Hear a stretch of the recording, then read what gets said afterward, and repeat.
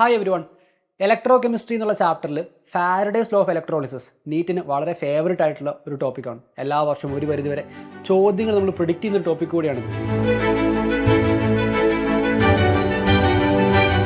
Faraday's ലോയിൽ NCERT ഒരു ചോദ്യം ഞാനിവിടെ കാണിക്കാം.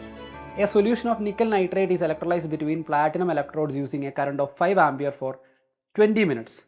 What mass of nickel is deposited at cathode? നിങ്ങൾക്ക് ചോദ്യം സ്ക്രീനിൽ കാണാം. സോ ഈ ചോദ്യം നമുക്ക് എങ്ങനെ സോൾവ് ചെയ്യാം? പലരും ചെയ്യുക mass is equal to ZIT എന്നുള്ള ഇക്വേഷനൊക്കെ വെച്ചാണ് സോൾവ് ചെയ്യുക. But that can be lengthy.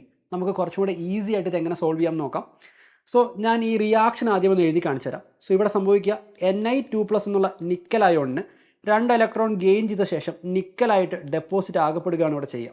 So this reaction step number 1 നമ്മൾ എന്ത് ചെയ്യുക? റിയാക്ഷൻ കറക്റ്റായിട്ട് ഐഡൻറ്റിഫൈ ചെയ്ത് എഴുതുക എന്നുള്ളതാണ്.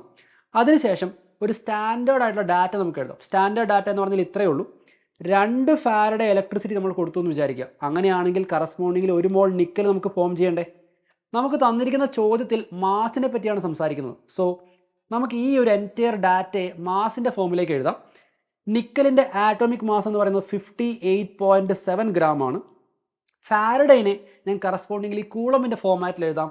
സോ 2 ഫാരഡേ എന്ന് പറഞ്ഞാൽ 2 × 96,500 കൂളമ്പാണ്. സോ നമ്മുടെ സ്റ്റാൻഡേർഡ് ഡാറ്റയെ തന്നിരിക്കുന്ന ചോദ്യത്തിൻ്റെ ആസ്പെക്റ്റിൽ നമ്മൾ എഴുതുകയാണ് ചെയ്യുന്നത്.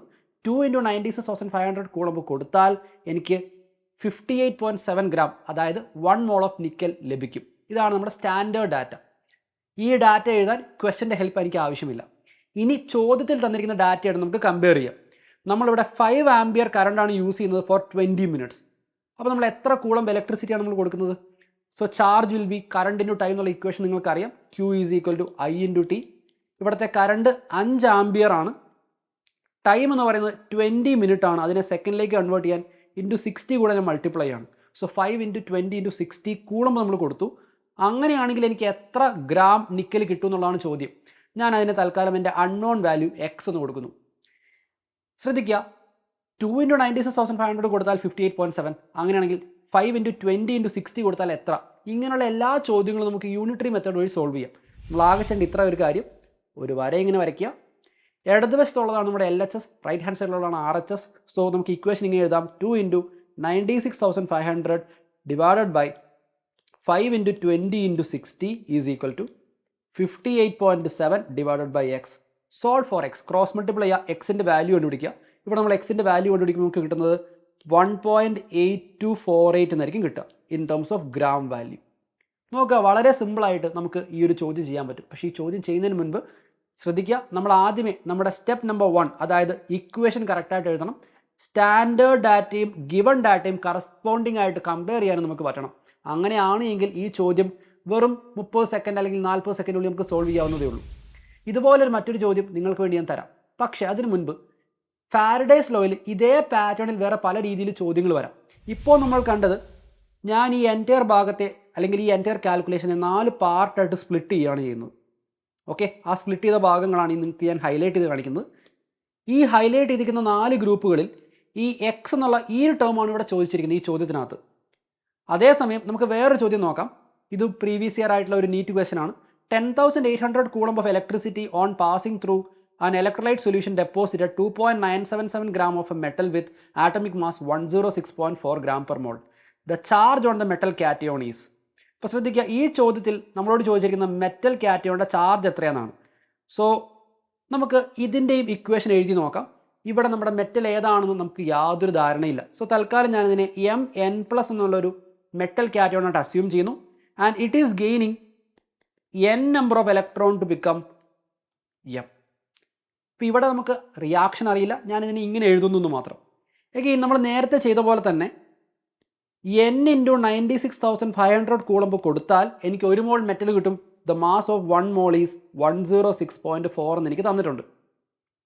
ഇനി നമുക്ക് തന്നിരിക്കുന്ന ഡാറ്റയായിട്ട് കമ്പയർ ചെയ്യാം. നമുക്കിവിടെ കിട്ടുന്നത് 2.977 gram ആണ്. When you are supplying 10,800 coulomb. നമുക്കിവിടെ കണ്ടുപിടിക്കേണ്ട വാല്യൂ എന്ന് പറയുന്നത് n വാല്യൂ ആണ്. You have to calculate n value. നേരത്തെ ചോദ്യത്തിൽ നമുക്ക് കണ്ടുപിടിക്കേണ്ടിരുന്നത് ഇവിടുത്തെ മാസ് ആയിരുന്നുവെങ്കിൽ ഇവിടുത്തെ ചോദ്യം എന്ന് പറയുന്നത് ഈ ചോദ്യത്തിൽ നമ്മൾ കണ്ടുപിടിക്കേണ്ടത് n വാല്യൂ ആണ്. എഗെയിൻ നമുക്ക് എന്ത് ചെയ്യാം? യൂണിറ്ററി മെത്തേഡ് അപ്ലൈ ചെയ്യാം. സെയിം രീതിയിൽ നമുക്ക് n കാൽക്കുലേറ്റ് ചെയ്യാം. n into 96,500 divided by 10,800 is equal to 106.4 divided by 2.977. Solve ചെയ്താൽ നമുക്ക് എന്നിൻ്റെ വാല്യൂ കിട്ടും. The value of n will be 4. അതായത് ഇവിടുത്തെ മെറ്റൽ കാറ്റിയോണിൻ്റെ ചാർജ് എന്ന് പറയുന്നത് +4 ആയിരിക്കും. ശ്രദ്ധിക്കുക, നേരത്തെ ചോദ്യത്തിൽ നമുക്ക് മാസ് ഓഫ് മെറ്റൽ ഡെപ്പോസിറ്റ് ആയിരുന്നു ചോദിച്ചിരുന്നത്. ഈ ചോദ്യത്തിൽ എന്നിൻ്റെ വാല്യൂ ആണ് കണ്ടുപിടിക്കേണ്ടത്. അതുപോലെ നമ്മൾ സപ്ലൈ ചെയ്യേണ്ട ചാർജിനെ പറ്റി ചോദിക്കാം, മെറ്റലിൻ്റെ മോളിക്കുലാർ മാസിനെ പറ്റി ചോദിക്കാം. ചോദ്യം ഏത് രീതിയിൽ വേണമെങ്കിലും വരാം. വേറൊരു എക്സാമ്പിൾ കാണിക്കാം.